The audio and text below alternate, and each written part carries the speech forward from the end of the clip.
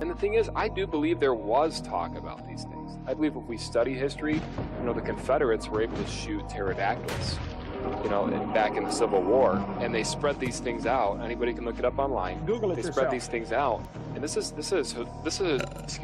a historical fact. So, they spread this thing out, and it's got a huge winglet. It was a pterodactyl they shot. So, of course, these things have been around.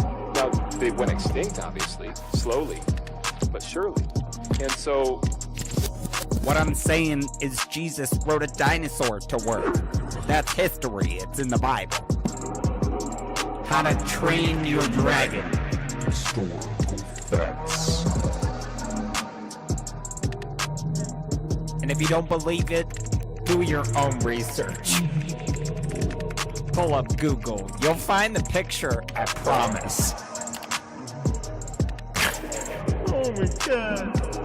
Thank you, John Gleason, Godless engineer, for gifting me this beautiful moment. Y'all remember when they tried to cancel Steven Spielberg for posing with an animatronic triceratops animal rights activist? Back it up. Hit it from the back. Cloaca. Historical facts.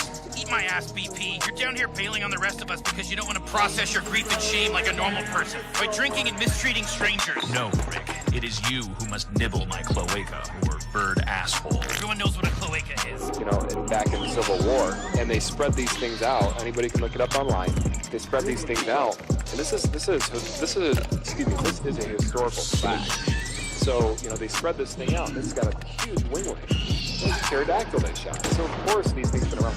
Now, they went extinct, obviously, slowly, but surely. And so...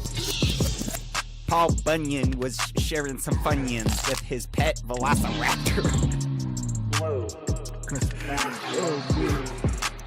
Oh, you thought it was an ox? Roll back the clock. Let me knock the socks off. Historical facts. I didn't cut out. You heard me. Are you a pervert or something? Okay.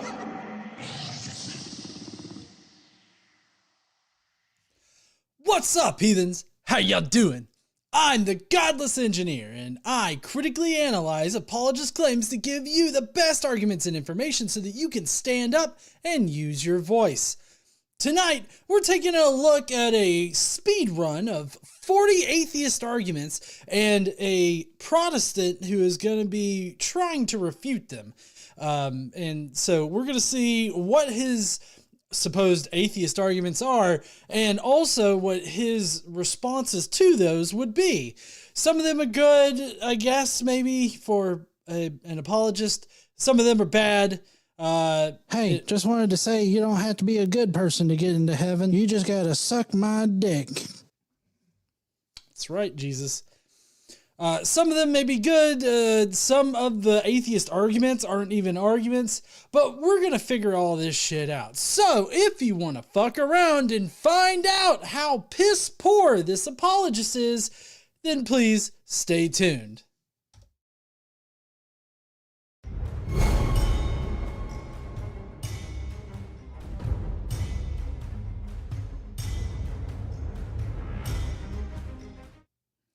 All right, heathens. Well, we've already got our first super chat of the night, which is Daniel M. David says good night. Good night there, David. I hope you have a great rest of your weekend there, buddy, and we'll see you next weekend. Thank you so much, Daniel, for sending in a super chat. If you would like to support us here at Godless Engineer and help us get back to a point where we can start donating again, because views and revenue is really low right now, so we have to build up a little bit in order to start donating again. But our goal is to donate as much as we can each month. So if you would like to help us out doing that, you can become a Skeptic Mafia member like Daniel, or you can send a super chat. We got Ice Bank Mice Elf that says, welcome back to the States. Didn't have any problems with customs, did you? Did you get that thing? You know, the thing. I got the tequila. I did. I came back with a special travel edition of some Jameson. And then I've got 2 bottles of tequila that I tried the first bottle, like a little bit of the first bottle, and that's not exactly a sipping thing. So if I ever feel like mixed drinks, I'll use the tequila to mix the drinks. But tonight I've got Chattanooga straight bourbon whiskey. This is the 111 proof one. It's like 50.5% alcohol, so it's good shit. I also got to be careful with it. But, so thank you so much there, Ice Bank Myself. I feel like that's your password for something. Like, I don't know if you know, but it's actually a lot better to have like 4 words that you know and string those together and have those be your password instead of like making up some kind of crazy thing. I don't know. It was like in a comic strip that I saw once. But in any case, we're going to be going through some news items tonight, and then we're going to jump right on into the review of the video, because the video is kind of long. It's just over 9 minutes long.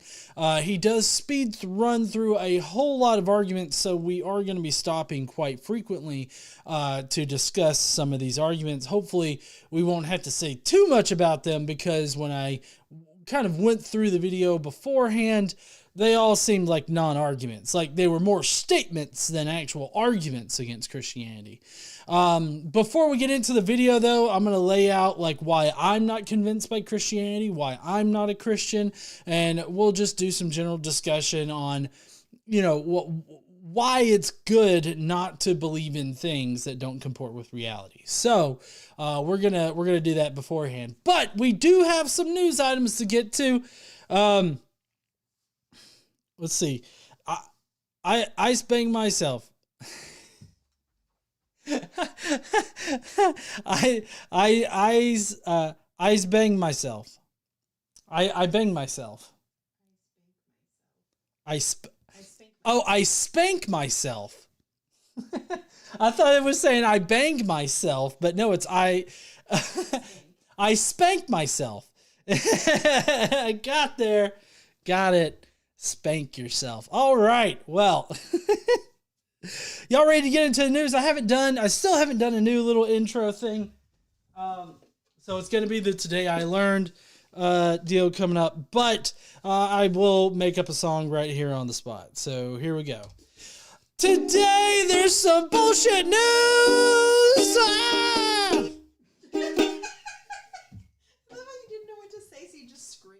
I did. I did. That's accurate. I did.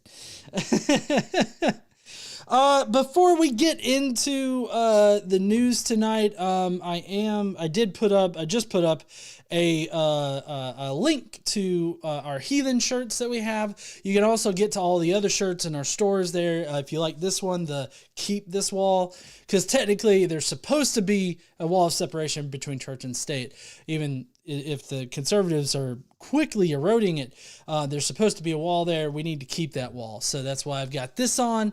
And but let's get on into the news items that we have today. All right, so first up, we have, according to NPR, a new Pew Research study found that the largest religious demographic is religious nuns. We have surpassed the other religious categories, the nuns category, that is, which is the category that I would be placed into in this particular study. Now, just don't put on your white pants just yet and cream yourself, because it doesn't mean what you think that it means. People in this demographic are just those people that select no religious affiliation. Most religious nuns still believe in God, and they've just realized how bullshit organized religion is. This group tops the 23% Catholics as well as the 24% Protestants with a whopping 28%, this study finds. What this means is that as a political demographic, we're probably still pretty fucked. I mean, let's just be honest about that right now. We're still pretty fucked. Like, as a political demographic, I feel like this is not exactly bad news, but it's not great news either. Most nuns are more liberal leaning, but they're also very apathetic about doing their civic duties and voting. because it's difficult to get them to the polls. And that's why it's important for all of us to get out and vote, especially with this coming election year. Definitely getting out there and voting and not voting conservative. Normally, I wouldn't say, hey, don't vote conservative, but the conservatives are fascists, so don't vote for fascism. I feel like everybody should be on board with not voting for fascism, but there are some people that are like, yay, fascism! As we'll figure out here in just a minute with our next segment here. But anyways, sadly, I'm afraid that most of these nuns are going to be swayed by empty religious platitudes because to them, a call to God or anybody espousing God is far more subjective than, other more religious people. They have a very amorphous idea about God, not exactly a structured religious idea, but they do believe in some kind of higher power. So I feel like they could easily be swayed by religious platitudes. So while the nuns are the majority, this is not necessarily a good thing, and it's definitely not representative of all the nuns being atheists or agnostics or anybody like that. Most of them still believe in God. They just aren't affiliated officially with a religion, and they don't go to religious service normally. So just... keep your expectations low for this kind of bullshit. Anyways, y'all ready for the next one? I know I am. It's not a good one. This one's actually really kind of sad. Civil War II, this time by Texas instead of, who was it? South Carolina. I don't know. Whoever was the first to secede from the Union last time. North Carolina, come on and raise up. Let's secede from the Union and be a dipshit. Anyways, so Texas Governor Greg Abbott, seen here gleefully watching a migrant mother and her 2 young children drown in the Rio Grande, is having a pissing contest with Dark Brandon over border security. Mind you, border security is a federal issue, not a state's issue. That doesn't stop the conservative dipshit governors of 15 red states who have gleefully taken up to watching poor immigrant people die while being maimed in the Rio Grande along with Greg Abbott. 20? Oh, is it 25 now? Sorry, the thing I saw earlier was 15, but it's 25? 25 states that signed the letter? Yeah. It was 25 this morning. 25 dipshit governors from red states. Apparently. Yes, I live in one of them. One of the dipshit states is my dipshit state. Governor Meemaw is a dipshit. Okay, just putting that out there. I'm not with her. Of course, though, Greg has moved on to fantasizing about shooting the migrants as they cross, but he's only restricted from actually doing that because he thinks Dark Brandon would roll his ass into a federal prison for murder. Oh, wait, that's right. That's the executive branch does not have power over the judicial branch. This just means that Greg Abbott is a dipshit because he doesn't know how the government actually functions. Currently, Abbott is ordering more razor wire to be installed so he can watch even more men, women, and children be shred to death and drown. Oh, but don't forget, they are definitely the party of pro-life. They're a pro-life party. They want to make sure everybody is born that could possibly conceivably be born. They are pro-life in some kind of fashion. Drew's Book Review sent a member chat saying, what's up, heathens? GE, send me some of that whiskey. All looks good. Have you tried caramel salted whiskey? So good. I haven't tried caramel salted whiskey, primarily because those whiskeys generally really taper down like their proofs. They're normally like about a 60 proof or so. I generally don't like to go for that. Typically those that are flavored in that kind of way, they also have some sugar to them, and so that kind of that'll fuck up my sugar a little bit. The straight bourbon whiskey and all of these other whiskeys with the higher proofs don't really have sugar in them. They still have calories for sure, but I'm just focused on the sugar part of it. All right. So Greg Abbott's trying to do a pissing contest with Dark Brandon, and he wants to see more migrant people die. Doesn't he look so happy? Like, he's so happy knowing that small children are going to die in the river. He wants to watch them do it too. Look, you can just see it on his face. Like, that shit-eating grin, he's definitely putting it on the channel. Like, he's got his security cameras pointed at the river, and he probably jerks off every time they die. I'm just saying, like, that's probably what he does. I mean, I don't know for sure, just to cover my ass here, but we don't know he doesn't. That's right, honey. We don't know that he doesn't, so he may. I'm just saying. All right, next up, Iowa conservatives have advanced a bill that would allow local pastors, priests, and preachers to be hired as chaplains in public schools, which are effectively acting as counselors. Can you imagine going to the counselor's office and it's like Father McFeely's over there and he's like, well, we haven't seen your underwear today, Jimmy. That would be so uncomfortable. Anyways, if you're thinking, oh, but they'll be trained or something, right? Then you will be predictably disappointed. These are untrained youth counselors who are basically going to just shove Jesus down the throats of children. We see the effects of this type of legislation in Texas because they are already doing it. Despite 100 Texas chaplains urging the dipshits that run their state to not do this. Iowa only requires religious leaders pass a background check, which is essentially meaningless for this particular group. Hear me out on this, okay?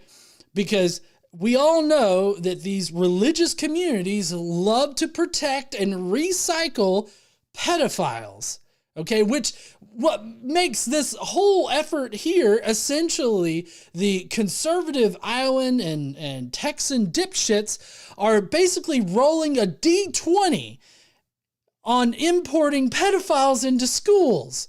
They want to do what is it called? I'm such a nerd.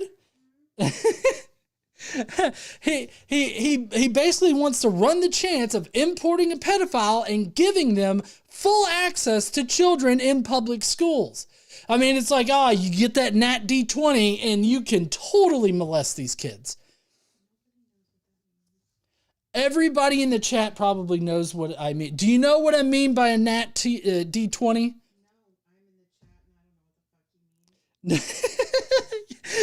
So effectively disproven there. Okay.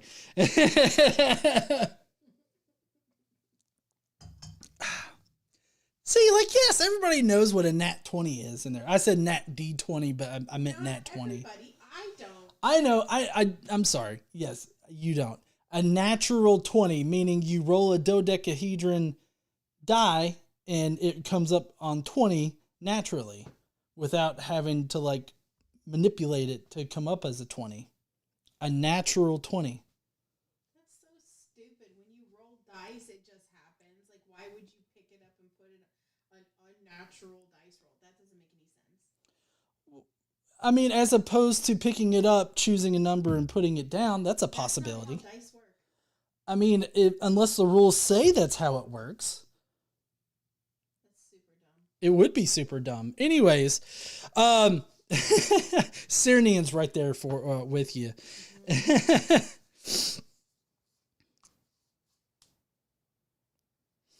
Yeah. I spank myself says it rolls on 20 without any modifiers that give you additional points. So it's not picking it up and putting it on 20. Well, I mean, I didn't know how it could be modified in order to get to 20, but I'm just saying, just like rolling the die. That's what Nat 20 means. Just roll the die if it comes up 20. Those 20-sided dice are stupid anyway. They're not stupid. They're cool. But in any case, apparently, for Texan and Iowan conservatives, the constant existential threat experienced by public school students from school shootings isn't traumatic enough for these kids. No. These conservatives, they also want them to be sexually abused as well as spiritually abused while they go to public school. Apparently, that's what they want. Now, I get it. They're not saying, oh, we want kids to be molested. I get they're not saying that. But by pulling from a community and having the only requirement be moot in the first place because of how that community operates, you're essentially taking the chance that you're not allowing a pedophile to come into a public school and have free access to children. Not to mention the fact that you're also allowing some preacher dude to come in and proselytize to kids. There's no provision in any of these bills that say that they can't proselytize. There's nothing governing like how they are to interact with children or anything like that. It's basically, come here, pastor. These are some kids. Do what you will with them. And that's fucked up. No, I agree. This should not be happening in public schools, but it is happening in public schools, at least in Texas, and Iowa wants to join in. And you know, if those dipshits are doing it, Alabama and the rest of these 25 other red fucking states that are as dipshitty that they want to secede from the union or start some kind of pissing test with the president. I mean, they are not far behind on this kind of legislation. And I got to tell you, I will probably need bail money if some fucking pastor comes into my son's school and tells him how he needs Jesus.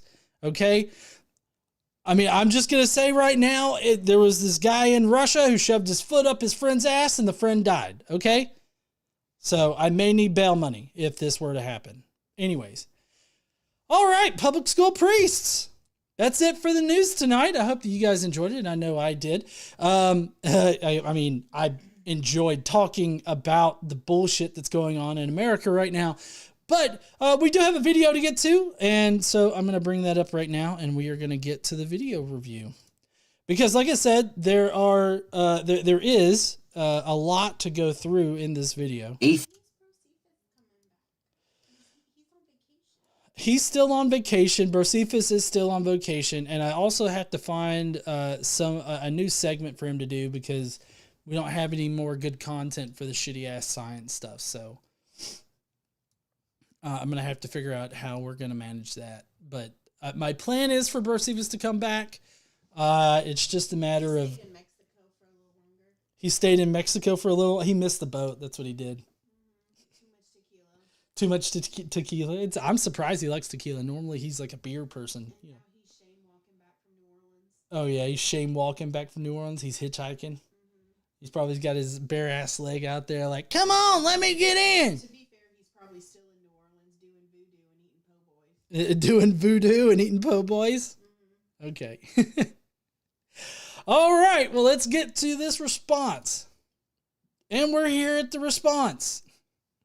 So the Redeemed Zoomer is what he's called. I'm not exactly sure what that means. I don't know if he's supposed to be... I don't know what a Zoomer is. Is that like a generation? I think that's a generation. Well, oh, is it a Z? No, because maybe. Yeah, I think it's Generation Z. He looks like a youngin'. Like, he looks like he's in college and learning how to be a dick. Yeah.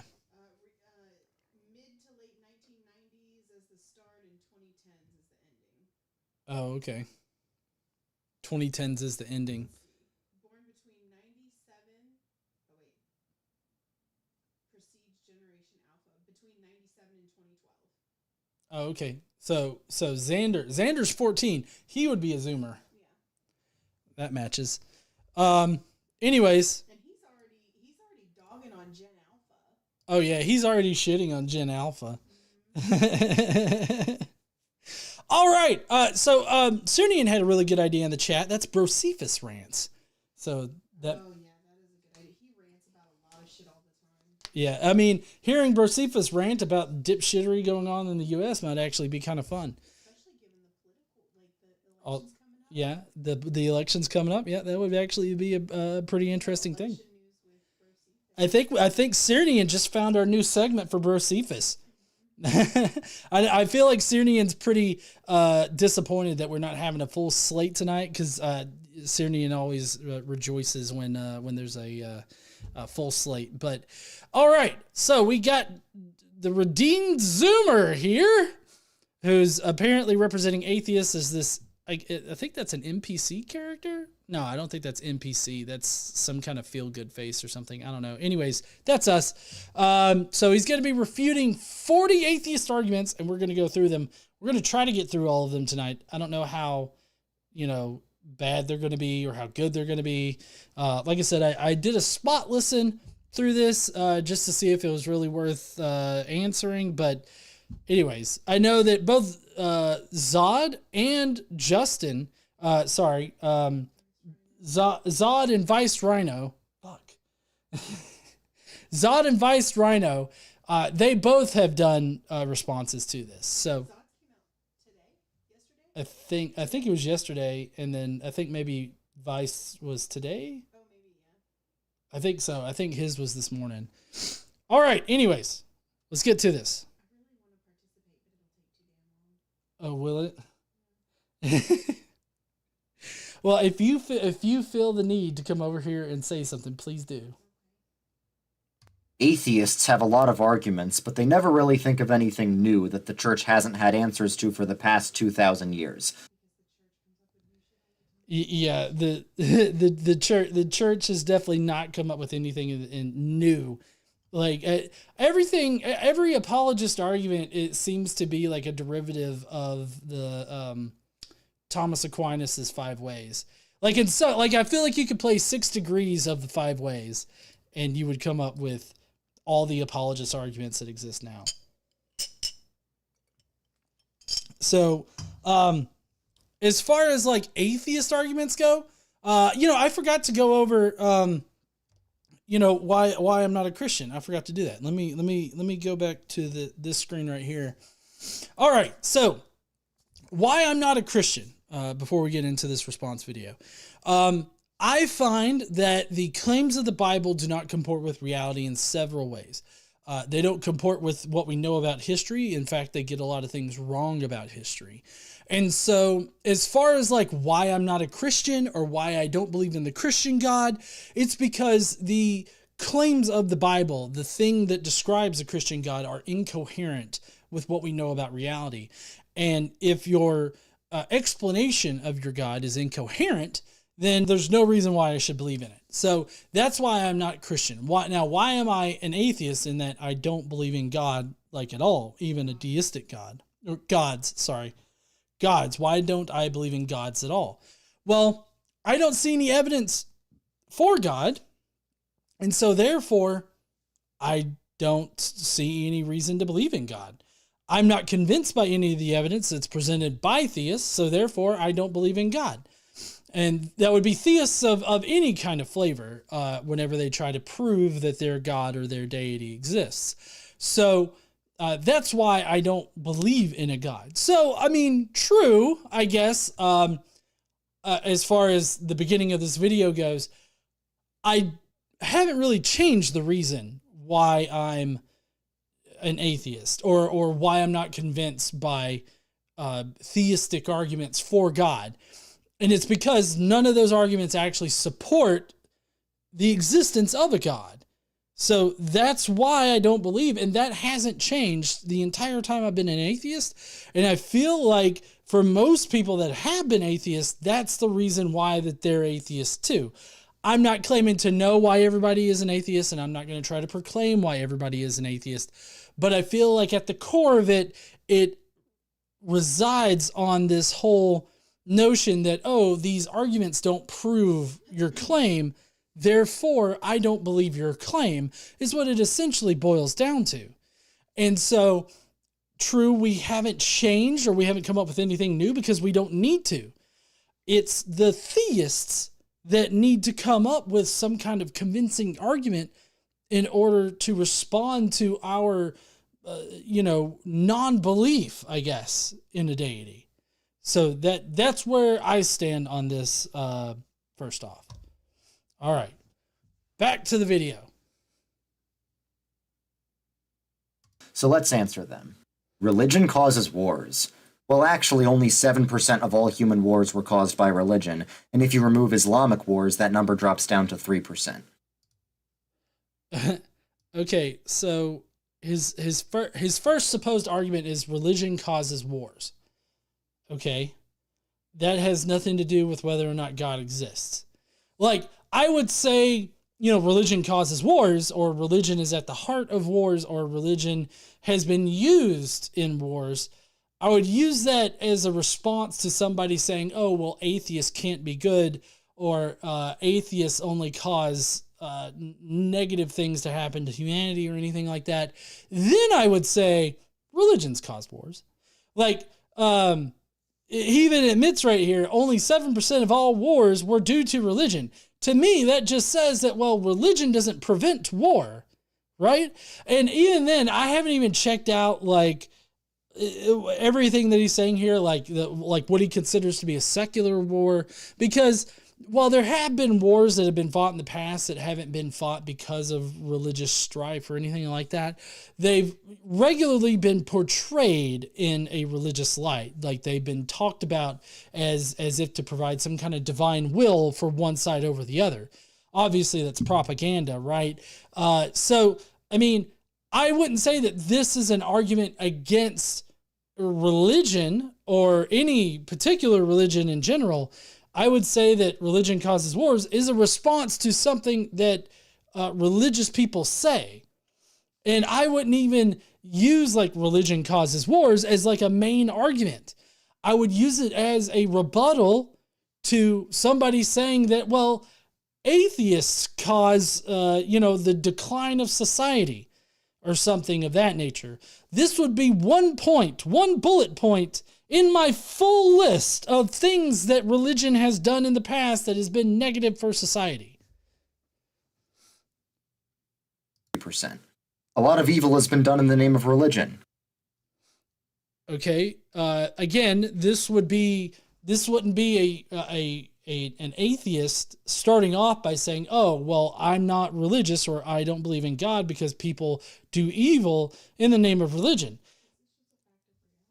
Well, yeah, it is a fact of reality, but it's normally a fact of reality that's brought up in response to somebody saying, well, Christians don't do bad things. Right. This is not why a person is atheist, and it's not a response to religion in general. It's a response to something dipshitty that religious people say about atheists. And so I feel like this video seems to be starting off with a straw man by presenting only a portion of the discussion, because this portion of this is taken out of context from when this particular thing would get brought up. This is true, but the most murderous people in human history have been atheists. The most murderous? Hitler, it says Hitler is an atheist. Religious views of Adolf Hitler. Later massive atrocities were committed in the East by those ardent atheists Pol Pot and Mao Zedong. So, like, Hitler is an atheist. Hitler believed in God. Now, it wasn't the same God that he believes in. Like, Hitler kind of manifested his own version of Christianity, basically. Well, it was Catholic. It was Catholic in nature, but I mean, you could argue that the version of Christianity that Adolf Hitler practiced was a bit different than what other Catholics were practicing, and so, but that doesn't mean that he was an atheist. Like, that's just ridiculous. But the most murderous people in history were non-religious? I'm sorry. The fucking Spanish Inquisition. And like every war that was definitely fought by religious people for religious reasons. The reason why people were convinced that the slave trade was okay is because it's in the Bible. Like, they use that in order to perpetuate slavery in the New World. And then there's the Crusades. I mean, you could go on and list the problems with this. Like, the most murderous people in history were non-religious. This just means that it's not a matter of whether you're religious or non-religious. It just means that people can be pretty horrible fucking people. This doesn't mean religion is true, it just means you can't use that as an argument against it. If you were born somewhere else, you wouldn't be a Christian. Okay, and if you were born somewhere else, you wouldn't be an atheist. I seriously doubt this. So if I were born somewhere else and I grew up in a religion, right, and I had similar experiences that I had when I left the faith, I'm fairly certain that I would probably leave the faith again. Just, it's a different faith. So the top one can be true. I think a majority of the time it's true. Like, if you're born in India, you know, you're most likely to grow up probably Muslim. There's Hindu and there's Muslims that are predominantly in like India. Right. But it really does depend on where you grow up as to most likely what religion you're going to be as you grow up, or what most likely your parents' religion is. And so this is just a matter of statistics, right? Like, I wouldn't expect some kid to grow up as a Taoist or whatever in India or in Southern Africa or something like that. Like, I wouldn't expect that. Like, I'm not saying that can't happen, but I'm just saying that the likelihood of growing up in a religion that's generally practiced in an area is just a matter of statistics, and that's just a statistical reality here. But I don't think that you'd be able to say the same thing for atheists, because atheists did grow up religious, and then we left the faith due to our experiences. If we had different experiences, I don't know if you would end up leaving the faith too, but there are people that leave those faiths. So that's obviously not true. Everyone's beliefs are shaped by their context. How do you know which religion is true? Well, this is actually a good question. How do you know which religion is true? It's something that I've asked religious people on a number of occasions. So let's see what he has. That's true. This is also not an argument. It says all atheist argument answered in 10 minutes. This isn't an argument against religion. This is a question. Everyone, religious or not, has faith in a certain worldview. It's just that some worldviews are called religions and some are secular. But everyone has to ask the question of which worldview best explains the world. That doesn't actually answer the question, does it? Like, I feel like him saying, well, everybody has a worldview of some kind, just some of the worldviews are religious. Okay, how do you know yours is true? Like, you can't just skate around that question. Like, you didn't actually answer the question there, redeemed dipshit. Well, he says answered in the title, that he's going to answer all these things. So he didn't answer the question, therefore he failed on this one point. There's no scientific proof that God exists. Just a statement of fact there. I mean, I'm not saying that scientific proof would be required to prove that God exists, but it would definitely be a really good indication that God exists if you did have scientific proof for it. Also, the Bible claims to have scientific proof for God, or at least claims that God is detectable in our reality, and therefore we should have scientific proof of God. So there may be some atheists out there that are like, oh, no scientific proof, therefore God doesn't exist. I think that's a little bit wrong-headed if you're going that route, because there's no scientific proof for it means that there's no reason for you to believe in that thing just yet. And leaving yourself open to it later being proven true with scientific information, I feel like is the best route to go. So, well, again, he's only providing half of it here. There's no scientific proof that God exists. Okay, therefore what? Like, what is this person actually saying? Are they saying, therefore, God doesn't exist? Or are they saying, therefore, there's no reason to believe in God? Because I feel like if somebody requires scientific proof in order to believe something to be true, I think that's a perfectly fine criteria for believing something to be true. Now, do I think that they could be wrong sometimes because there's not scientific information to prove something absolutely true? Yeah, that can kick you in the ass on occasion. But as a criteria for believing in something, I don't think it's all that bad. Well, by definition, science can only prove things inside the natural world, and by definition, God is something outside the natural world. So science can neither prove nor disprove God. Okay, that's just shifting the goalpost there. Like, that's all he's doing with this particular answer. Science only deals with the physical. And the way that I normally respond to this is, well, science describes our physical reality. If something doesn't exist within our physical reality, there's no way that we can know it to be true. God is described in the Bible as existing both within our reality and outside of our reality. If he exists within our reality, then those portions of God, those things that God does, should be detectable by science. So his answer here doesn't actually answer the atheist's statement of fact. We get Daniel M with a super chat saying, "Don't you just love how the evil atheists are drawn to on these fictitious conversations?" Yeah, I know. This is a totally fictitious conversation, or at least it's like a quote mind conversation, if at all. Hey, just wanted to say you don't have to be a good person to get into heaven. You just gotta suck my dick. Well, see, Nitty in the chat for a previous answer says that earlier captains and conquistadors were given a Vatican approval to subjugate non-Christian people they encounter. That's actually a really good point. Like the conquistadors and everything that existed in that subjugated the natives in the quote unquote New World. They were definitely religiously motivated. Like they were motivated to spread the faith to these quote unquote uncivilized people.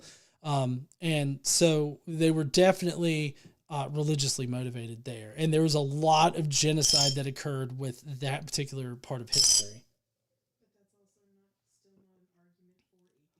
Right. And that's still not an argument for atheism or against God's existence. Just an argument in response to somebody that says, oh, well, atheists are violent and they commit most of the murder in the world or something like that. That's the only time that I would bring that up. I don't know if y'all can see, but I've got bullets for whiskey stones.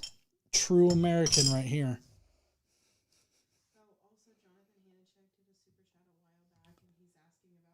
Oh, okay. Jonathan Hanachek says, GE, can you sing happy birthday to me? It is Sunday, years 37. Hi, Miss KC. All right, we got a happy birthday. Xander's birthday is today. I've already sung happy birthday to him, so I get to sing happy birthday to Jonathan. Yay. All right, here we go. Happy birthday to you. Happy birthday to you. Happy birthday to Jonathan Hanachek. Happy birthday to you.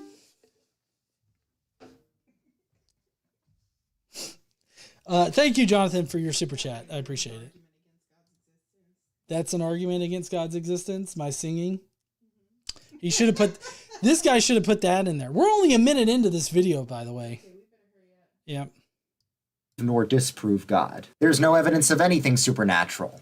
Well, that's just not accurate. There are medically documented cases of people with demonic possession speaking in languages they don't know, for example, and people with near-death experiences getting information they never had access to. So let me get this straight. In order to provide evidence of the supernatural, you provide a top-level book called Demonic Foes, written by some medical doctor. not presented in like a medical journal or a scientific journal of any kind. Are you fucking kidding me with this? Look up demonic possession in NDEs. We've done significant research into NDEs, and what we actually have found out is that we can't determine when these NDEs are happening. So we can't say, oh, this isn't happening while the brain's dead, right? I mean, I guess it's possible that there's some kind of supernatural or magical element to our brains. But what we do know is that on either side of like your brain losing oxygen or your brain going into this, it's dying sort of spasms and everything like that, if you want to call them spasms, we can have those experiences that we experience in NDEs on either side of those situations. Like as you're dying, as your brain is losing oxygen, you can have those experiences. And as you're coming out of it, you can also have those experiences. Demonic possession has never been proven to actually fucking happen. Giving me some pop level book that's basically written by some kind of, who's the guy that wrote the Jesus puzzle? No, not Jesus puzzle. The one that Tom Hanks stars in. Dan Brown. Some Dan Brown looking fuck? Like, you're going to give me a Dan Brown book in order to prove something about reality? Are you fucking nuts? The Bible has contradictions. Again, statement of fact. I mean, that's what it is. It's a statement of fact. The Bible does have contradictions. This is due to the fact that multiple authors wrote the documents that are contained in the Bible, and those authors had different ideas about what either happened in the past, what will happen in the future, or even the theology, or what the theology should be of Christianity. So yeah, the Bible has contradictions. Fuckhead. Have I mentioned that I don't like Zoomers that are assholes like this? Okay, you think you found an apparent contradiction that the church hasn't known about for 2,000 years? No. It's not that the church hasn't known about it. I'm sure the church knows about it, but they are contradictions. And if God's word is supposed to, if the Bible is supposed to be God's word, like inspired by God, written by God, however you want to view that, it shouldn't have contradictions. This is just a basic logical conclusion here. Every apparent contradiction can be explained by understanding just a little bit of theology. I mean, yeah. I mean, sure. Let me try to go back a little bit here. Sure, you can come up with reasons as to why this isn't a contradiction, which involves either misrepresenting history, misrepresenting what actually occurs in the Bible, or misrepresenting any number of things. You can do that for anything and resolve any contradiction, but it still remains that no matter how much you twist either history or the scripture, it's still a contradiction. Even when you look at the original languages, what they actually meant, how they wrote it, and everything like that, it's still a contradiction. The fact that it hasn't been explained sufficiently should speak volumes to you. Theology. The Gospels were anonymous. Again, statement of fact, not an argument. This isn't an argument against Christianity or religion. I mean, this is an argument against the Gospels like being written by eyewitnesses. Again, this is like midways into a conversation that a theist and an atheist might be having. And the theist just said, well, the Gospels are written by eyewitnesses. And then the atheist would be like, well, the Gospels were written anonymously. And like, that's just a statement of fact. Like, you're just wrong about that aspect of Christianity. Okay, anonymous doesn't mean we have no idea who wrote them.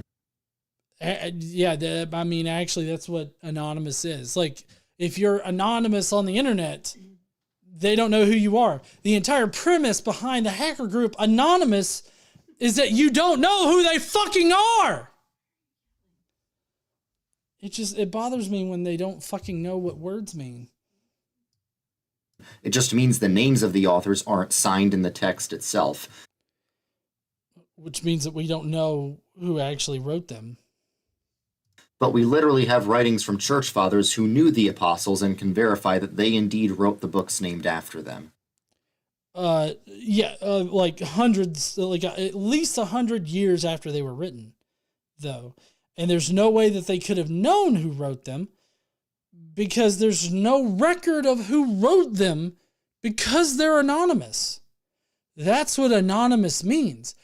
Saint Ignatius of Antioch. I believe lived in the early 2nd century.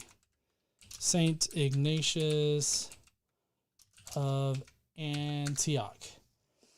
Let's see when died 108 to 140. Like between that time, he died between 108 and 140. So like into the 1st century, beginning of the 2nd century, that's when this guy's opinion would have been relevant.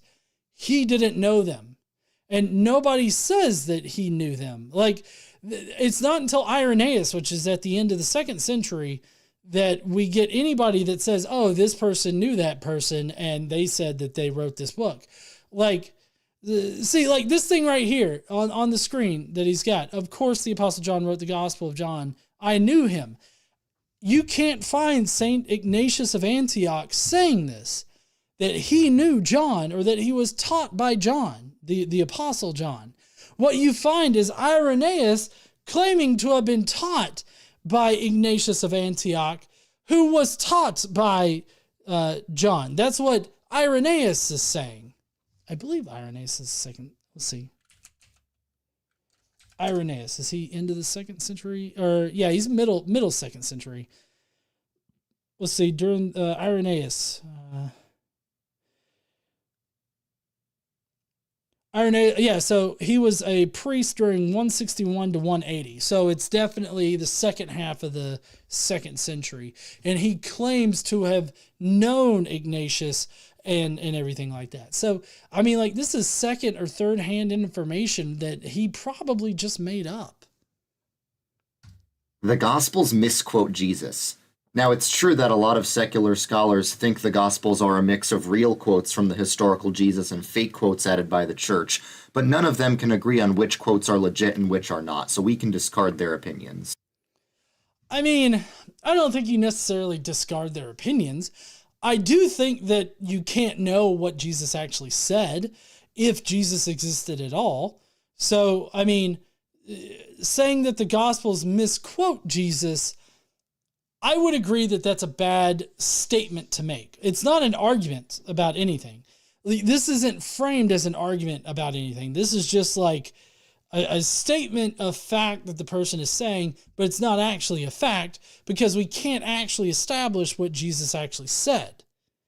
We just simply can't. I mean, we can make logical inferences as to what he most likely said if he said anything at all. But that's still very speculative and based on ad hoc reasoning. So, I mean, I would agree that this is a bad thing to say, and I don't think that people should say it. But again, that's because I don't think that we can know what Jesus actually said. Right. There are no historical quotes from Jesus that, like, we have evidence that they are historical quotes. Absolutely none. Sorry if I didn't get that through sufficiently enough earlier. Jesus never claimed to be God.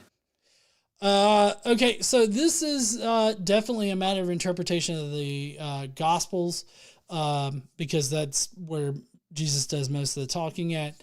And this is mainly advanced by Bart Ehrman, that Jesus never claimed to be God. And I find that this idea definitely matches up well with early Christianity, because early Christianity envisions Jesus as this divine archangel figure that is separate from God, but is deeply coupled to God, is definitely related to God. But Paul, in his works, definitely seems to separate God from Jesus. God from the firstborn son that is the Messiah for the Jewish people. So the earliest indication that we have from the evidence that we have seems to suggest that this is a true fact. as far as Paul goes. Paul is our earliest. And so Paul doesn't conflate the two. He doesn't say that they are the same. And he never says that Jesus claims to be the same as God, just that he's part, of this. No, he doesn't say Holy Trinity, but he's part of this ruling God, group of divine figures. And so I would be fine if somebody said this. Jesus never claimed to be God. Because if there was a historical Jesus, then the Paul is our most likely indication as to what that Jesus thought. And it seems like Jesus thought of himself as a divine archangel, distinctly different from God himself. Yes, he did. He didn't say, I am God, worship me, but he showed that he was God in many places in all 4 Gospels by doing things that only God can do. Right. In the Gospels, which already conflate Jesus and God together. Less so in Mark and more so in the later Gospels, but still, those Gospels are trying to portray Jesus as on par with God. What I'm talking about is Paul. The earliest evidence that we have of Jesus, what he most likely thought of himself if he were a historical person, that would be captured in Paul. Paul doesn't have this particular thing as part of his theology. That's earlier than the Gospels. The Gospels are not written by eyewitnesses, so therefore the response that he's giving here is definitely not sufficient enough to overcome the statement of fact. It's true that he didn't walk around before his resurrection claiming to be God, because he wanted people to figure it out themselves. That's why he kept saying, who do you say that I am?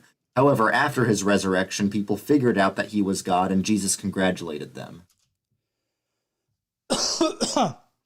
Again, all evidence from the Gospels. We're talking about the earliest records that would have been about Jesus. That would be Paul and Hebrews. Like, Hebrews was written by somebody right around the same time as Paul. So, both of those things envision Jesus as being distinctly different from God. The later one of the Gospels was written, the more divine it makes Jesus seem, so we can extrapolate that Jesus was originally a human figure who got made more divine over time. I mean, I think that if Jesus were a historical person, then yes, this probably was the trajectory. He started off as a normal person, and then legends got piled on top of him, and then, they went crazy with it. Notably, Paul has the things that Paul say are notably way more divine than Mark is. But again, Paul's letters to the different churches is of a different kind than a different genre than the Gospels are. The Gospels are looking to tell a narrative about Jesus's life, because for some reason they were needing stories about Jesus's life. And Paul was describing the theology of Christianity, was describing what Christ, his Christ, wanted Christianity to teach and be about. And so these are different genres, different things are being communicated in those two deals. But if Jesus was a historical person, he started out very mundane, very not all that magical and everything like that, and then progressed in a legendary fashion as people were piling stuff on top of him. Also, I like how it's only Mark, Luke, and John that are represented. Matthew is just nowhere to be found on this list. All right, maybe some Gospels emphasize Jesus' divinity more than others, but what about Paul's letters that fully confess the divinity of Jesus and were also written before any of the Gospels? So that breaks your pattern. I'm glad that he admits that Paul is prior to all of them, but I don't know why he doesn't factor in Paul's theology with the previous question if he acknowledges that Paul is first. Paul's our first indication. Of course, the Gospels are the first stories that we get about Jesus's life, but again, those are written way after the fact. So, I mean,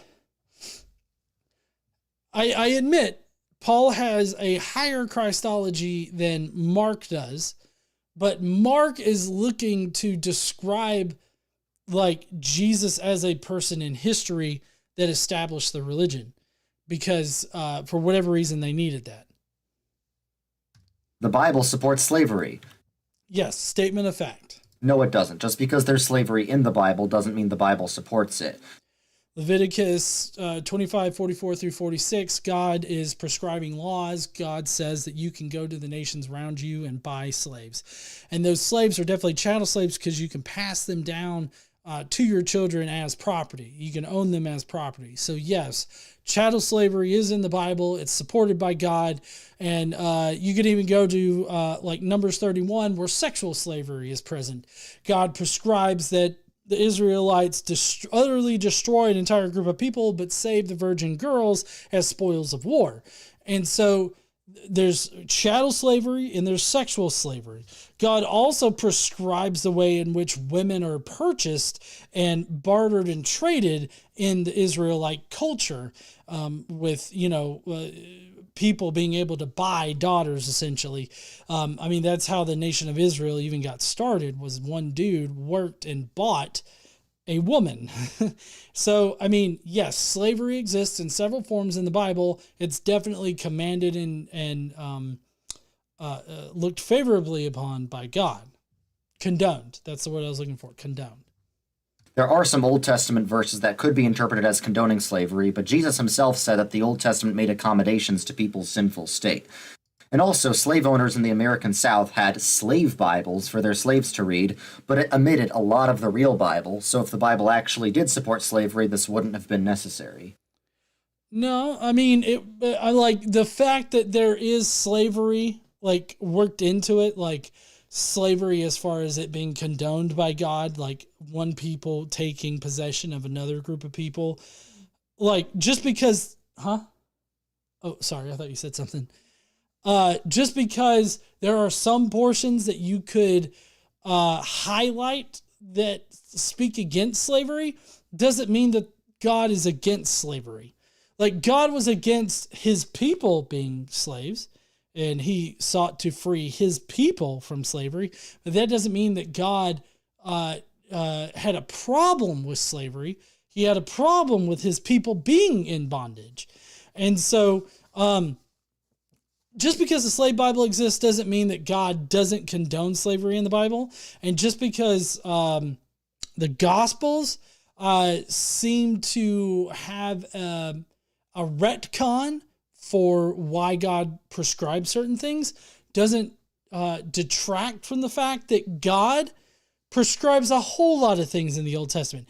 He prescribes exactly how encrusted his throne room should be, exactly how encrusted his dildos should be. Like, he does all of these minute things in the Old Testament.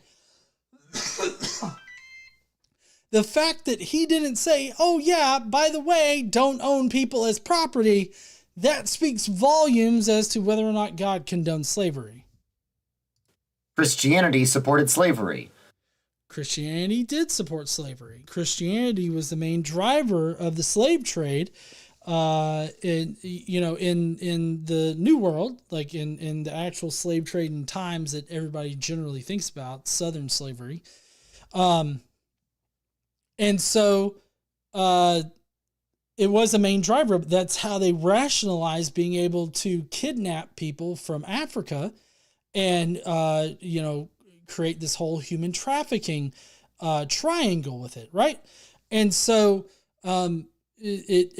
Christianity definitely supported slavery.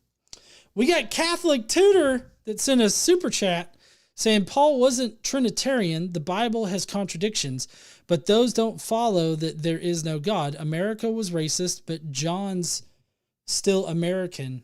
The U.S. symbol, the U.S. flag. Right. Okay. So, this is Catholic Tutor's third super chat on a live stream. Hey, just wanted to say you don't have to be a good person to get into heaven. You just got to suck my dick.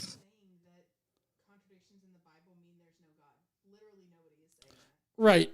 I'm not saying that because there's contradictions in the Bible, there is no God. But I do think that the Bible, being a description of Yahweh, means that if there are contradictions and you take the Bible as being inspired by God or the spoken word of God or a description of God, contradictions, like logical contradictions in reality, definitely means that that particular definition of God isn't the true definition of God. But also, this fucking asshole is acting like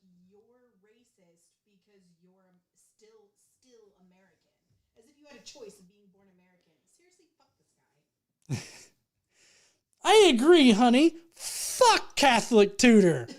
Thank you for sending a super chat.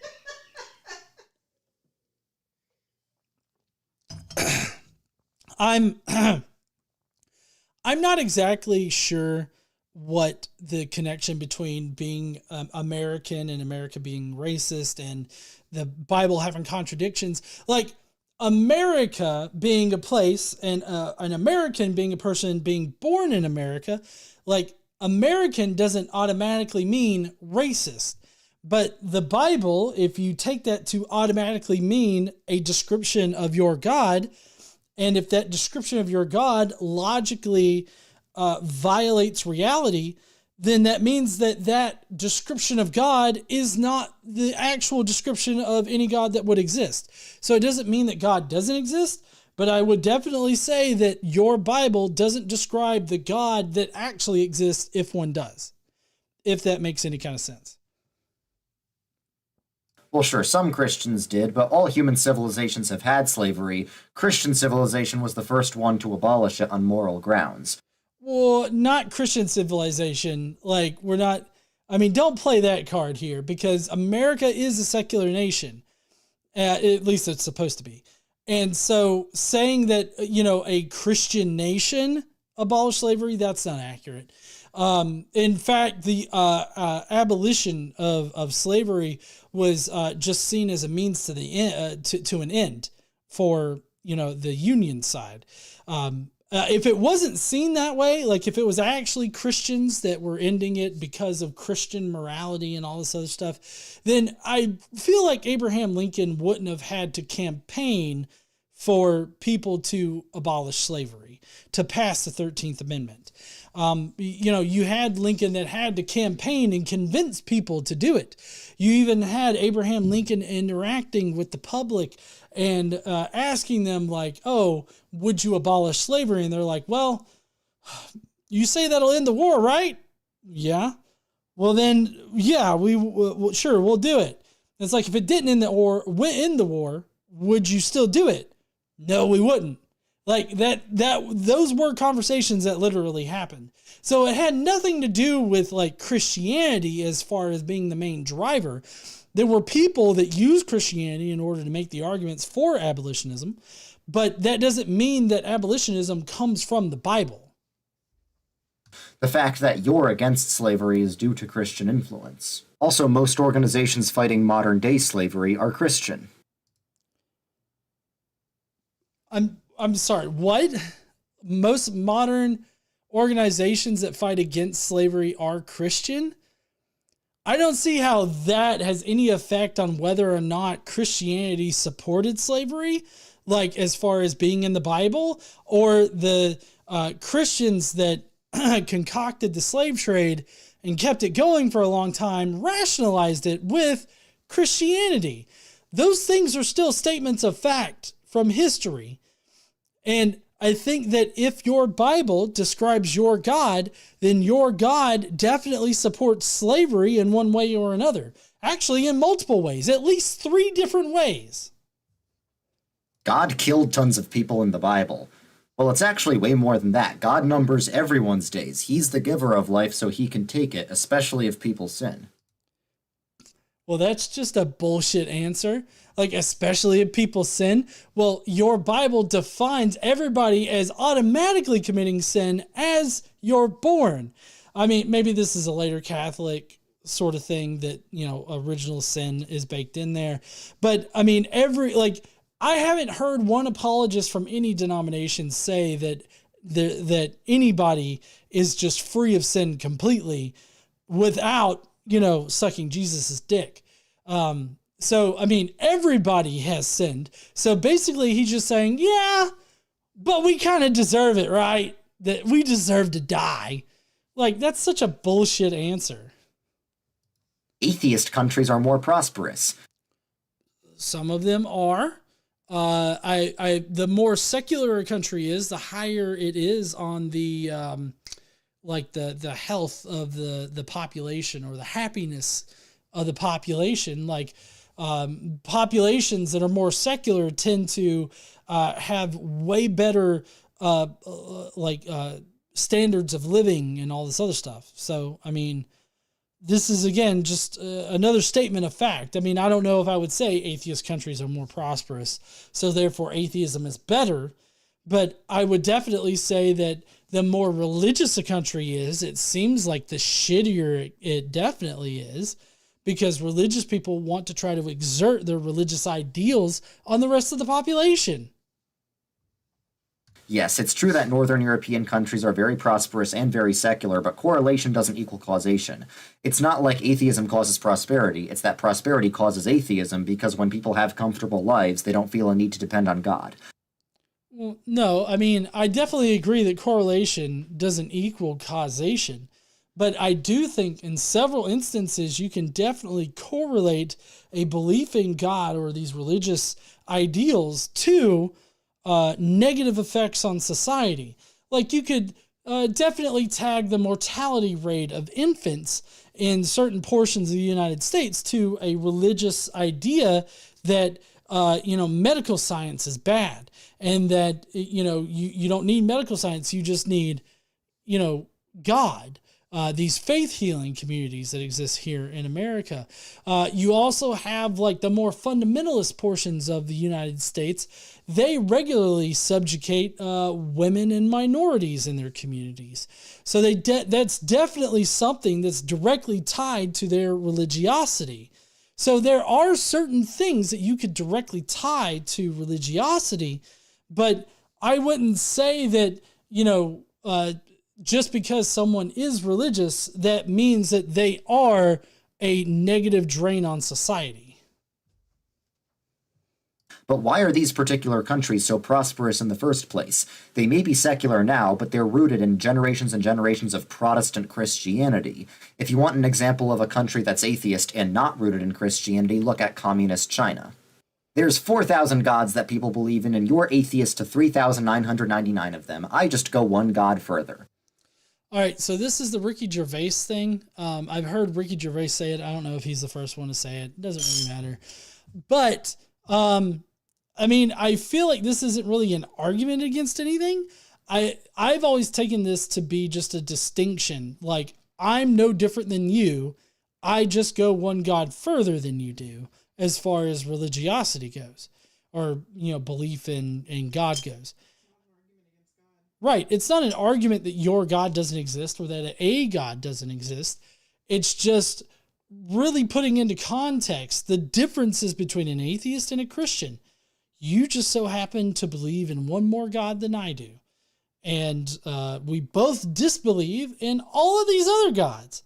So, like, we're like, there's not a big difference between the two of us. Okay, this isn't the gotcha that you think it is, because the question of whether some sort of God exists is fundamentally different from the question of which religion is right about God.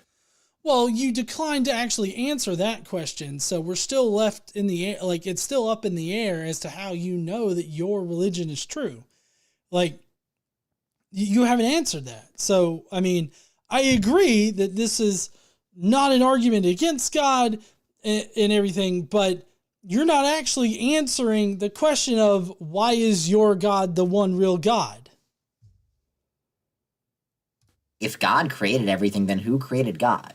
Well, God is defined as the uncaused causer. Everyone knows there needs to be a first cause at the beginning of the chain of all events in the universe, and it makes a lot more sense for that first cause to be a personal God who caused things for a reason, rather than some random impersonal force.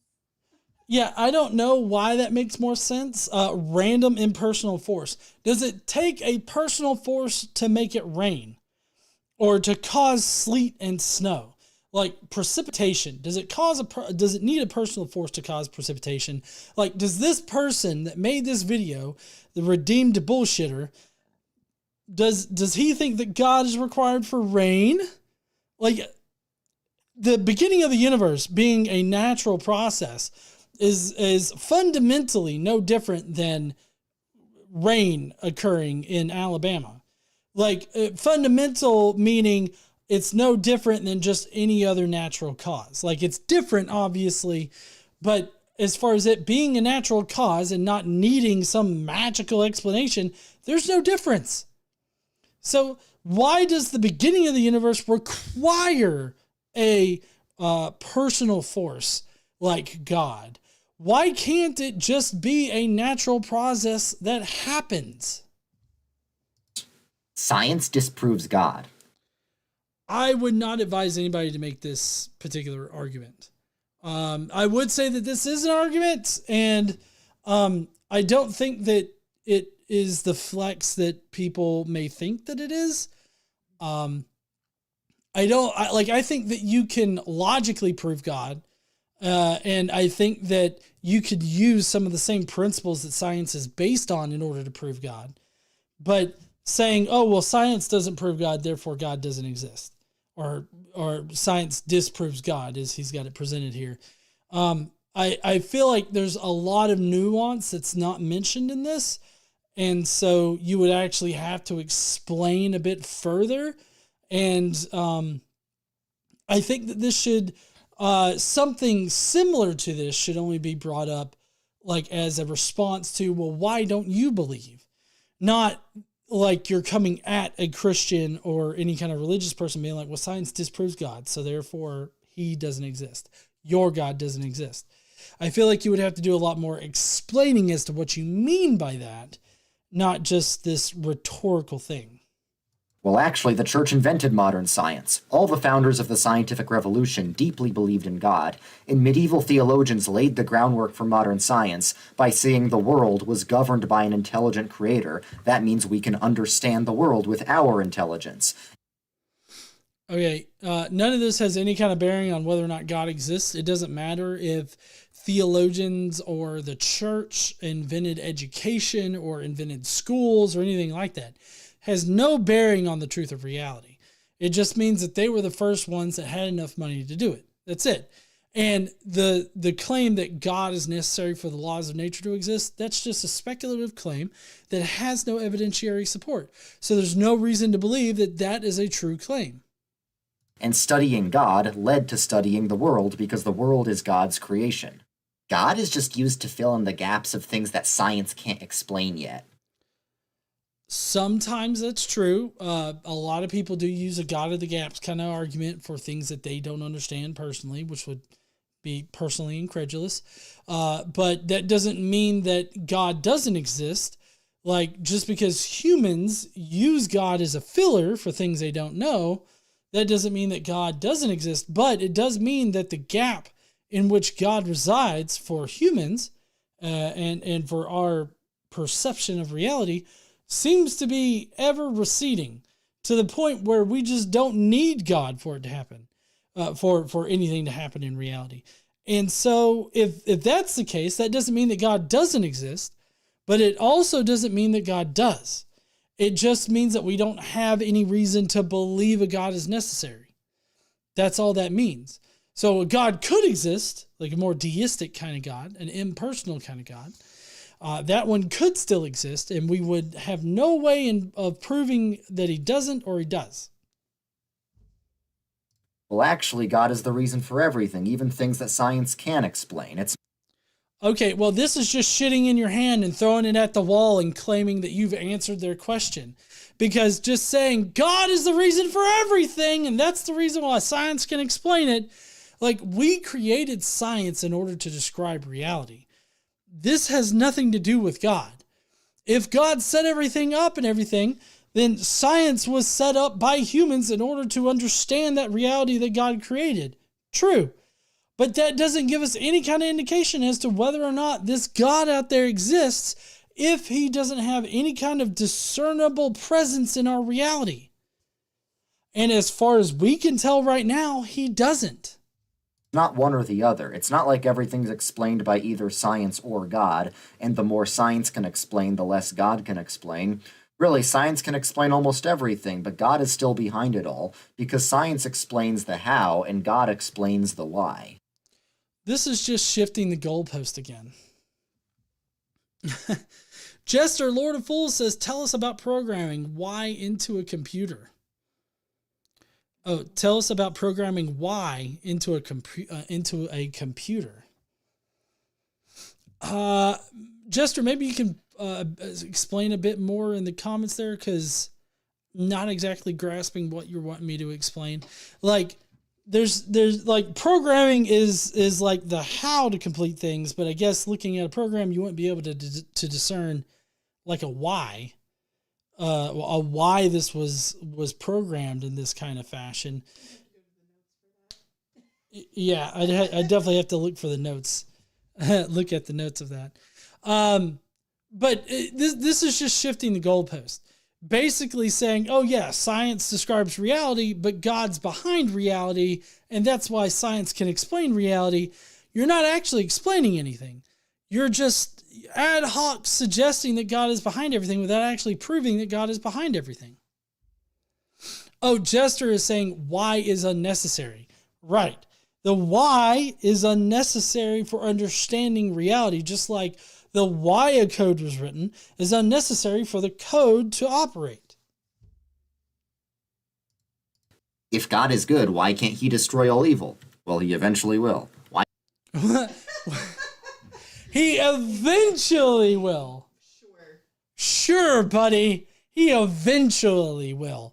He's going to make us suffer through all the evil first, though, because that's how he masturbates and sleeps at night.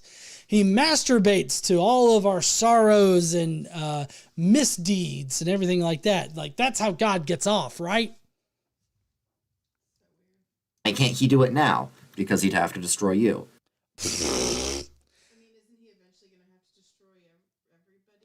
I mean, yeah. I mean, he doesn't have a problem with destroying everybody. Also, huh?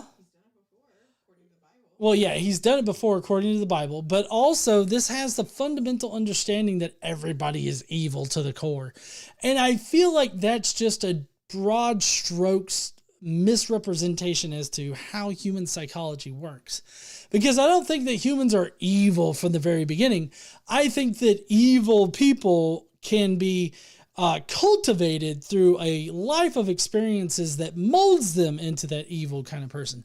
There are people that can be influenced by their genetics or something like that, or their biochemistry, in order to be what we would classify as evil more so than other people. But I don't think that people are inherently evil. This is a this is a presumption that he has, an unfounded presumption. Presupposition. It's a that's the word I was looking for. It's a presupposition. He's a presuppositionalist. Why does God let any bad things happen? Because we deserve it. Fuck. This guy seems like a shithead.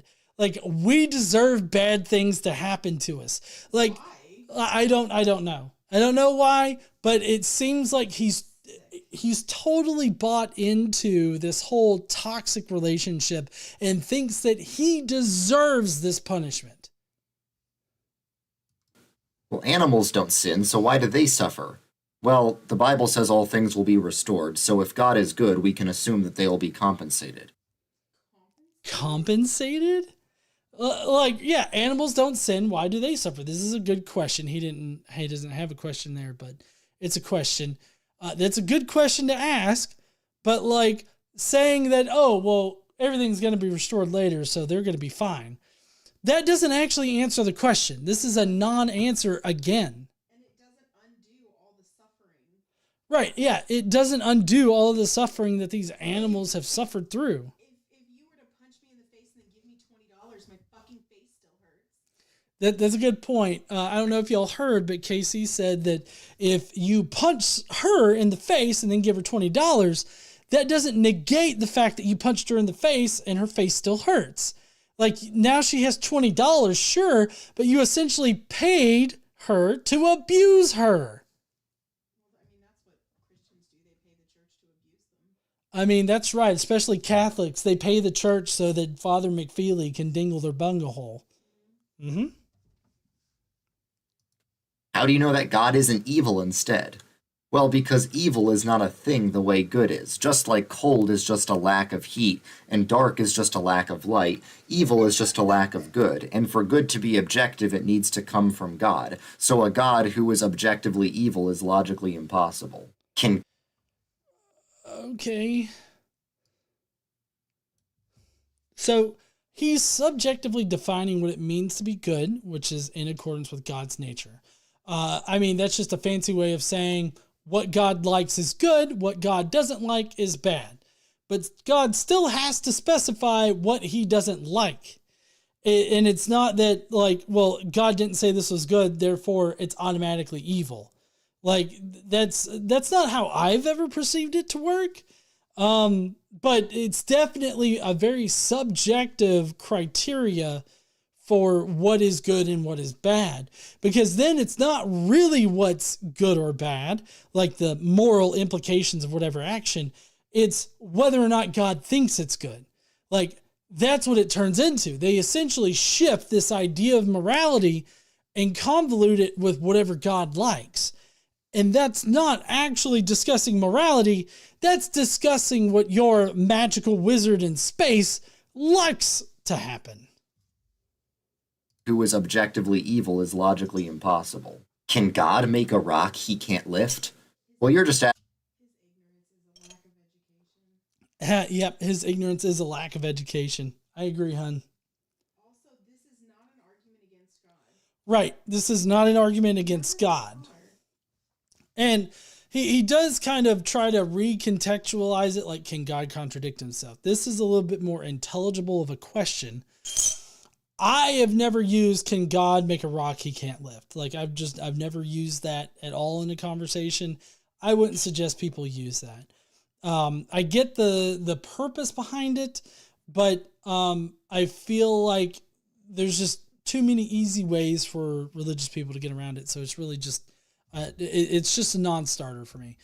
Daniel M says it seems this guy's having a hard time knocking down his own straw man arguments. I agree. He's having a hard time with it. asking if God can contradict himself, like can God lie, or can God change, or can God make another God? Yes. These are also questions, but also the answer is yes to all of them. There's actually a portion in the Old Testament where God actually orders his angels to lie for him. So effectively that's God lying to the prophets, right? Because this is a story, I can't remember what Bible verse it is, but basically God has these angels convened, and God tells Jesus loves the little children, maybe a little too much. God has these angels lie to the prophets that are supposedly speaking for God, but God chooses one particular prophet specifically to speak like the real truth. And so like God is definitely lying to his prophets and is like somehow testing the Israelites in that fashion. So God can lie. Can God change? God definitely changes his attitude between the Old Testament and the New Testament. So God does change. Can God make another God? Well, considering that Jesus is considered to be a demigod or a lesser like God figure, you see the Israelites, they were henotheistic, meaning that they believed in multiple different versions of God or multiple different gods. And when they made the shift to monotheism with Christianity, those other gods became lesser divine beings. And so God created Jesus, right? He's the firstborn son of God. He is like a demigod or a lesser divine being. If you were to reshape the question as can God create other divine beings? God would be a divine being, so can he create other divine beings? Then yes, he can. Like Thor? Yeah, sure. God could create Thor. Thor was full on God. Demigods are a mixture of human and God. Like is when a god comes down and like fucks a human. I don't think Thor is. I think Thor, Odin fucked another god and had Thor and Loki, I believe. And the answer to all those things is no. God being all-powerful means he can do anything to things outside himself. It doesn't mean that he can do anything to himself. Oh, wait. Yeah, he's all-powerful except in this one little particular aspect. Yeah, but you know what? I feel like this means that God can't go fuck himself. Yeah, I mean, God can't go fuck himself. And he definitely can't spank himself if he can't do anything to himself. But if God can't do anything to himself, I mean, I guess God doesn't have free will then? Because I feel like, shit. Well, Loki, I forgot. Loki is adopted. Loki is he was like at least in the Marvel movies, I don't know if he's actually adopted in actual Norse mythology. I guess Loki was a frost giant in human size, is what Beta says. But in any case, like I was just meaning Thor was a god, not a demigod. So anyways, again, all of this is speculative. It definitely means that God doesn't have free will if God can't do anything to himself, so therefore God can't be all powerful. This is an inherent contradiction in this answer. That he can contradict himself. Why did God let evil exist at all? So he could be glorified in defeating it.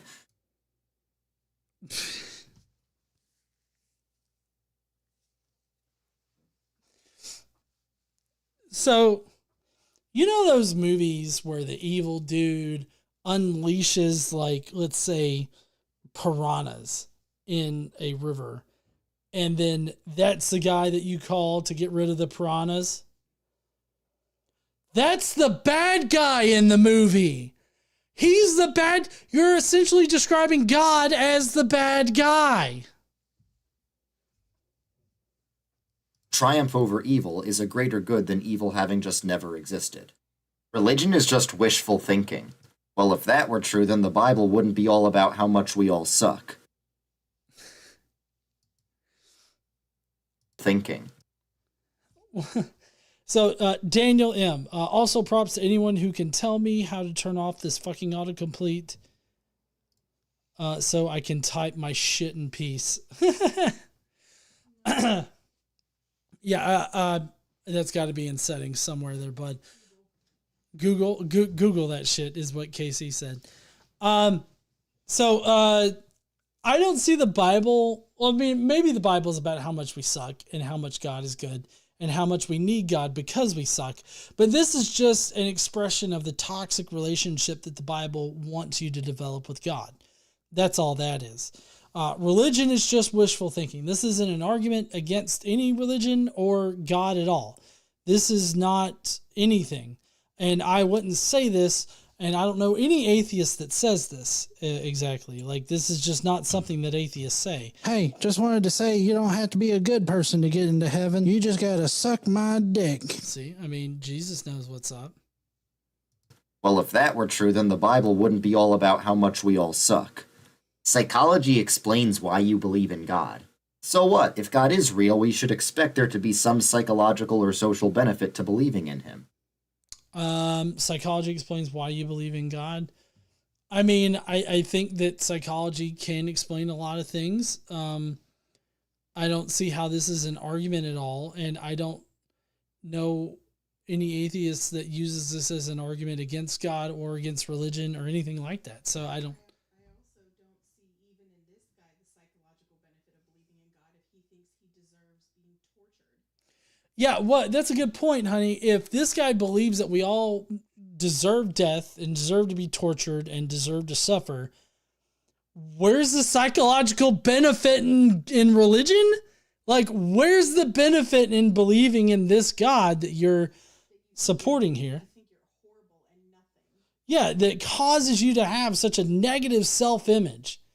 Like, where's the benefit in this? I'm not seeing the benefit. Spiritual experiences can be explained by brain chemicals. I mean, they can. That's a statement of fact. Like, this is this conversation would have started out as the theist saying spiritual experiences prove that God exists. Atheists would say spiritual experiences can be explained by chemicals and therefore are natural and therefore do not prove your conclusion. Cue his response. Well, romantic experiences can also be explained by brain chemicals, but that doesn't mean your wife isn't real. So spiritual experiences being explained by brain chemicals doesn't mean that God isn't real.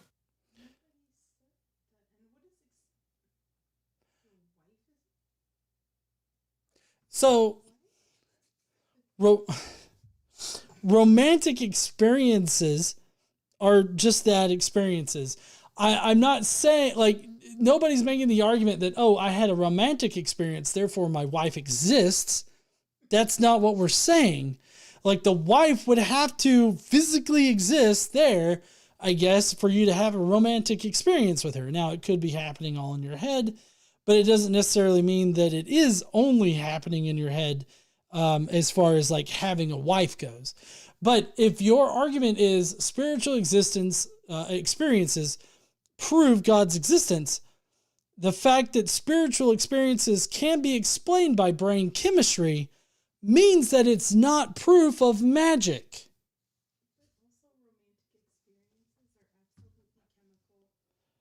Right. Yeah. He's saying that, yeah, romantic experiences are chemical, but that doesn't mean you don't have a wife.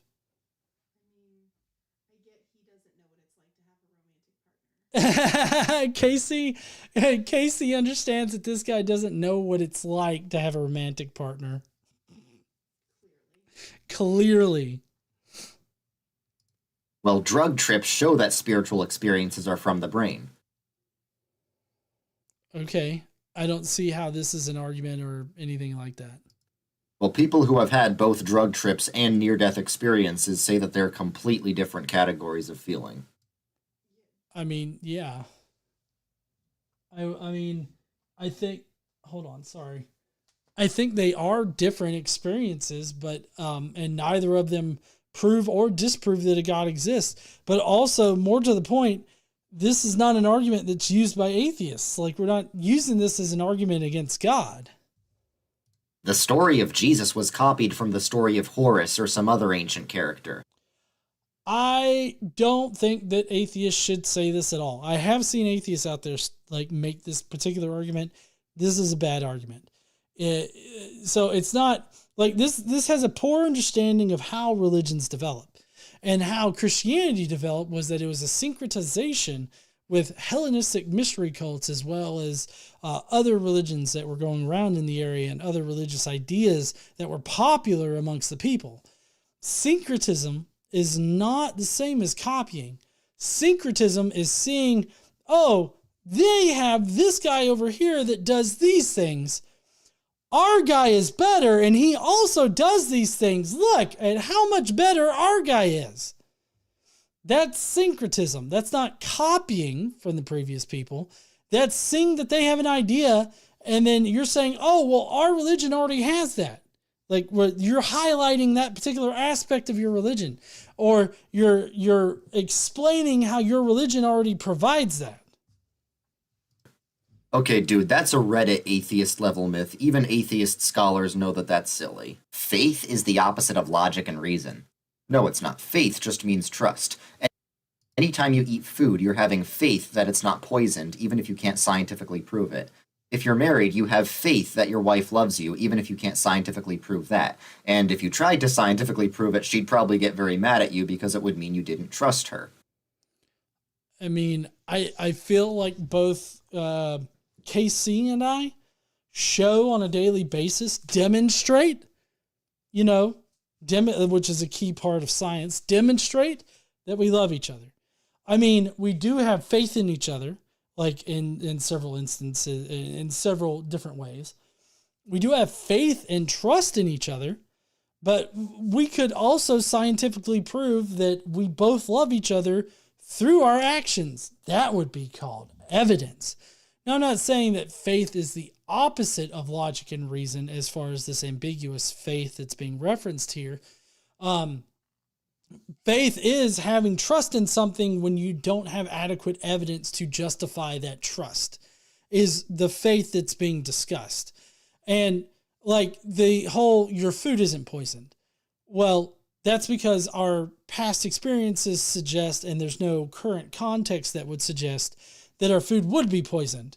And so there is that implicit trust, I guess, because of our past experiences and what we know about our current situation. But Like, for instance, if you had a situation where, oh, my wife is trying to actively kill me and she's slowly poisoning me with rat poison in my cereal. I don't eat cereal, so that's not a thing that's happening right now. Eat cereal? Cereal is delicious, but I shouldn't be poisoned. No, see? Right, no. That's the correct answer, hon.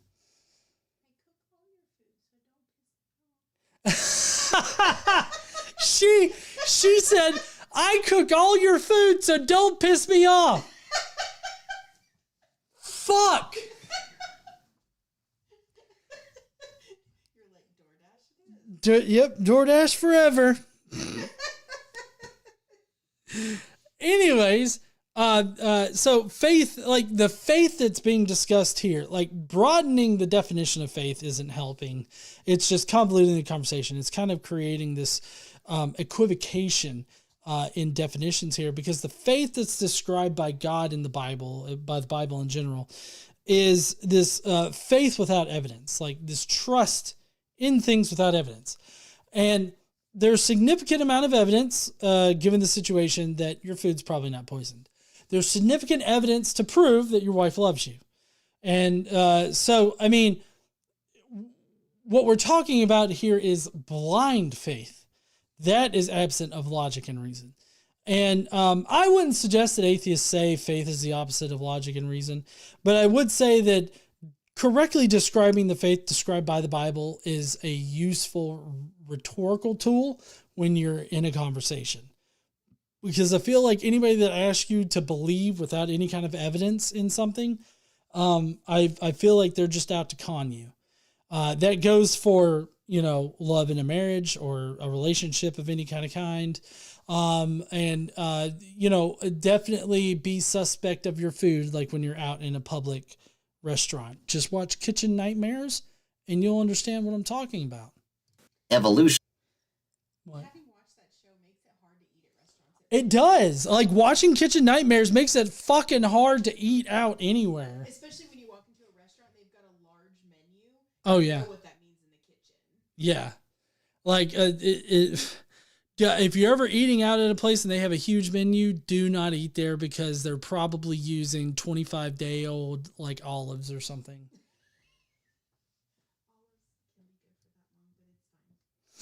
Olives can be good for that long? Okay. Something like really old, like Kitchen Nightmares showed people that were pulling rancid chicken out of the back. Proves God didn't create the world. Well, not necessarily. God often works through natural processes in the Bible, and for all of church history, there have been prominent Christian theologians who have had a more metaphorical interpretation of Genesis, even well over 1,000 years before Darwin existed. Okay, so this right here is just another shifting of the goalpost. Like, God uses natural processes to do things. Well, if that's the case, then natural processes can't prove God, because that means that natural processes, like, you would need to connect magic to natural processes, and natural processes don't need God in order to operate. And like, you would need to prove that God is necessary for them to operate. This statement right here, God working through natural processes, is just a shifting of the goalpost. But I would also disagree with the atheist line here. Evolution proves God didn't make the world. I think the fact that, like, geology, archaeology, and a whole bunch of different paradigms prove that the world came about naturally. And if it came about naturally, then we don't need God in order to explain it. The ad hoc statement that God is necessary for natural processes to operate needs evidence. That's why it's ad hoc. Who have had a more metaphorical interpretation of Genesis, even well over 1,000 years before Darwin existed. Christianity only spread because of military conquest. I mean, I think one of the main reasons why Christianity became popular is because it won favor in the Roman Empire, and the Roman Empire spread Christianity throughout the place. And then, of course, Christians had this very big sense about them, and so they felt the need to spread their religion to other places.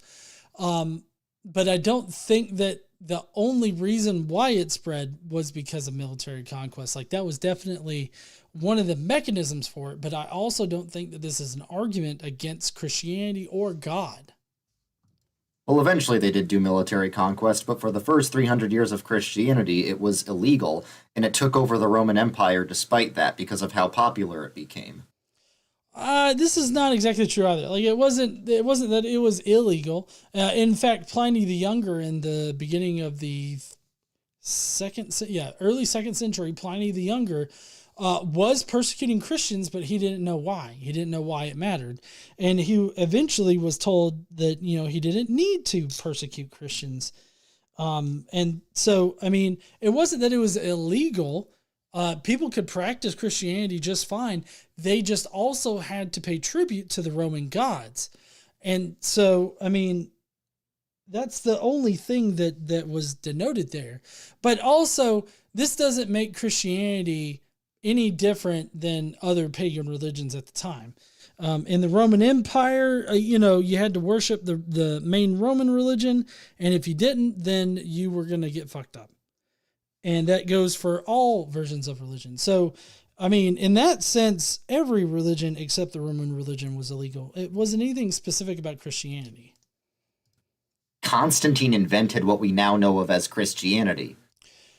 Do not use this argument. The modern Christianity is definitely a Pauline invention, but not a Constantinian invention. This is a bad argument to say. Stop using this argument. I've heard it before. There's no evidential basis behind it. Right. It's also not an argument against God. Again, Reddit atheist level myth. Atheists can do better than that. Listen to an actual scholar. If Christianity is true, why are there so many denominations of it? Well, yeah, there are a lot of denominations, but the things they agree on are a lot more significant than the things they disagree on. I don't know about that, because like the differences between Catholicism and Protestantism is pretty hefty, to the point where Protestants don't even consider Catholics Christians. Like they are essential. Like they agree on the essentials. Okay, they agree on the basic Christian message, but there are things outside of the basic Christian message that are definitely factor into like your final destination. There's no evidence for Jesus outside the Bible. Well, that's not true. There's the ancient Jewish historian Josephus who wrote about Jesus, and he's one of the reasons why even secular scholars know Jesus historically existed. Oh my God. I'm going to get me a protein water. I need some water real quick, but this is just so fucking stupid. I forgot. It's right there. Coconut. Got coconut. I got tropical coconut because I love me some coconut. All right. Josephus was definitely a Christian interpolation. You'll get a lot of people that say that it's just a matter of how much was interpolated. I think the entire thing was interpolated. There is no evidence for a historical Jesus outside of the Bible. You'll get a lot of people that will disagree with you about that, but all of those references ultimately trace back to the Bible. So, yeah, there's no evidence for Jesus outside the Bible. You really think God made billions of galaxies with billions of stars in each of them just to have a personal relationship with you? Yes.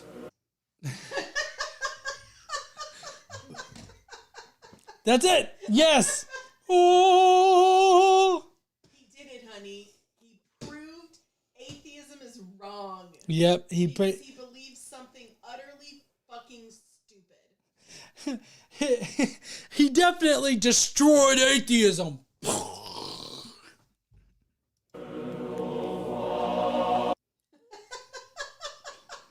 Look at the image. Hold on. It's coming up.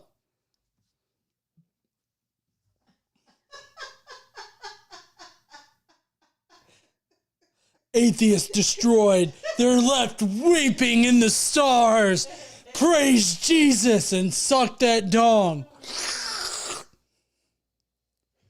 All right. That's it. Yep. That's all. All 40 arguments. They're all bullshit. Like, they either weren't... Huh? They're not even arguments against God. Right. They either weren't arguments, they were like statements. They were statements that were taken from like middle of conversations. Like, and the responses that he gave are just utterly horrible. Like, they're really bad. And I didn't watch Vice or Zod's or anybody else's video responding to this guy, but I mean, damn, this was bad. You can watch it now. Huh? You can watch it now. Oh yeah, I'm gonna go back and I'm gonna watch them now. I'm sure that I'll have similar, like I'm sure that I had similar problems with some of the questions that like Zod and Vice had, but I just I don't know, it just seems so fucking weird that he thinks that this was like a dunk or something. Like, that's just so ridiculous. This entire thing was bad. It was destroyed. Totally destroyed. Well, that's going to be it for me tonight. All in all, I was not impressed by this video or the responses that he gave. Also, the straw man arguments that were presented or straw man statements that were presented, all of that was just horrible. But if I would love to hear what y'all think, so let me know down below in the comments with what you think. While you're down there, why don't you smash that like button and subscribe if you like this kind of content. Don't forget to stand up, use your voice, and all that kind of good shit. Bye, heathens. But don't go, because we got the Skeptic Mafia comments to get to. We do, yes. All right.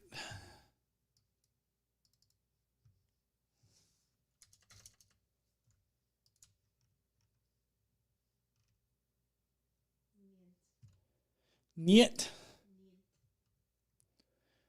Got a little bit of that Russian in you. I got you. Oh, it's Italian. My bad.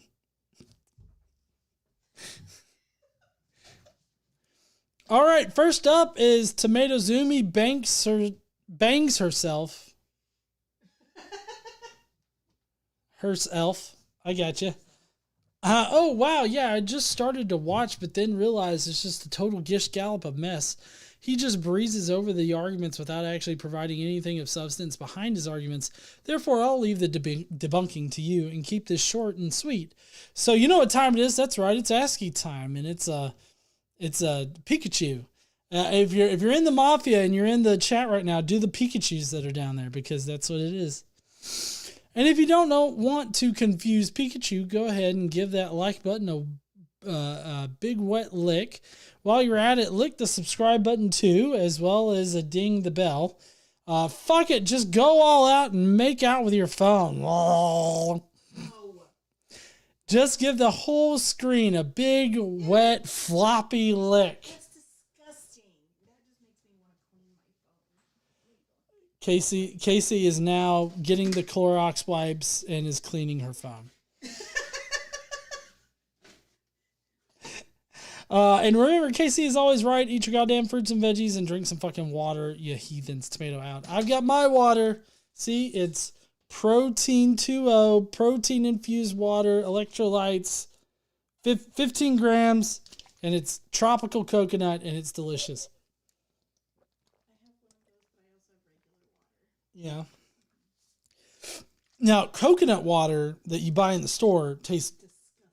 completely different than actual coconut water, which is better. Drew's book reviews is next, saying I barely watched any of this video, turned it off because it's just the same old, same old. Yeah, maybe atheists don't have any new arguments against, but religion has no new arguments. Well, it's not like religion has suddenly come up with new arguments to support their view. Anyway, until next time, keep on reading. Thank you, Drew. And then we've also got Jonathan Nickel, who says, I've seen a number of atheists respond to this video already. In each case, the atheist's responses have been a lot more reasoned than his answers to his list of proposed questions. If I took the time to respond to every single one, I might end up with a longer comment than any I've made so far. I don't care for that, and I'm sure GE definitely doesn't care for it or have the time for that. I am sure he fabricated many of these atheist arguments. I wonder how many atheists he polled in order to come up with his list, or whether he just drew them from theist sources. Yeah, definitely 0 atheists had any kind of part in this video. I think it would have been better for him to actually query it, or get like represent them with actual comments or questions or something like that atheists have given him. But to me, it just seems like he made up a whole bunch of bullshit and then answered the bullshit with more bullshit. He basically shit in his hand and threw it against the wall. That's what he did. Yep. That's Redeemed Zoomer, shitting against the wall. Yeah. I don't know if y'all have seen that. And then licked his hand. I don't know if y'all have seen that video of the dog on the sidewalk and he like backs his ass up to a tree and he perfectly shits on the tree, moves away from it, and the shit just sticks to the tree. Oh yeah, I have seen that. Yeah. That's what this guy did in the video. No, this guy's not that talented. He's not talented enough to shit on a wall? And have it stick, Not like that. Not like that. No, his is just a giant, big, fucking, just blow of liquid shit. Casey described it as a blow of liquid shit against the wall. Just like he had diarrhea and he bent over, pulled his pants down, was like... That was basically as useful as this video. Yep, that was as useful as this video. That's right. There are a number of questions in that list that I would never ask. Yeah, I found myself in the same situation there, Jonathan. I am not even going to call them answers. Some of them were responses that did little or nothing to address the questions that were asked. They were a mixture of non-answers, tired apologetics, and fallacious claims. I am not sure that I counted a sound, honest response in any of them. It is just another theist claiming to have all the answers, but he certainly hasn't answered the most important question. How do you know that? Yeah, and he actually had that in his questions. How do you know your religion's true? And he like just totally doesn't answer it. He says a bunch of words, but doesn't actually answer the question.